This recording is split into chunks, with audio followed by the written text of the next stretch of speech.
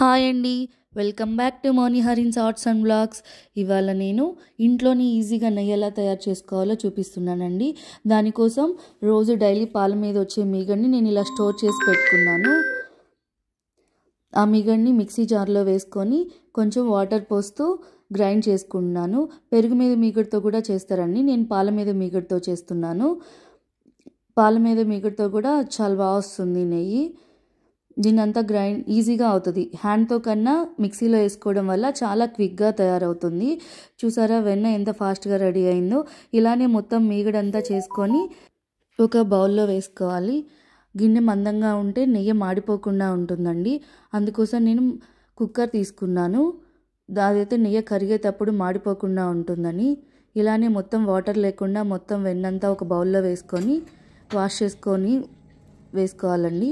తర్వాత ఒక స్పూన్ మెంతులు వేసి గ్యాస్ ఆన్ చేసుకొని సిమ్లో పెట్టి నెయ్యి చేసుకోవాలండి. హైలో పెడితే మాడిపోతుంది. ఉండలంతా కరిగే వరకు ఆ వెన్నపూసంతా లిక్విడ్గా అయ్యే వరకు స్పూన్తో కలబెడుతూ ఉండాలండి సిమ్లోనే పెట్టి. కొంచెం పెద్ద గిన్నె తీసుకోవడం వల్ల నెయ్యి పొంగినా కింద పడిపోకుండా ఉంటుంది. దానికోసం నేను పెద్ద బౌల్ పెట్టుకున్నాను.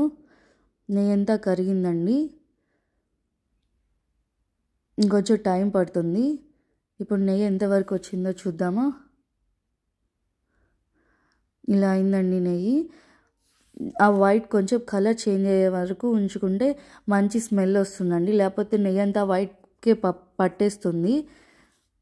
కలర్ చేంజ్ అయ్యాక ఇలా నెయ్యి అంతా మంచి స్మెల్ అండ్ కలర్ వచ్చాక గ్యాస్ ఆఫ్ చేసుకొని ఆరాక ఇలా ఒక బౌల్లో పోసుకుంటున్నానండి. కలర్ చూసారా ఎంత బాగా వచ్చిందో. టేస్ట్ కూడా చాలా బాగుందండి. Smell also very nice.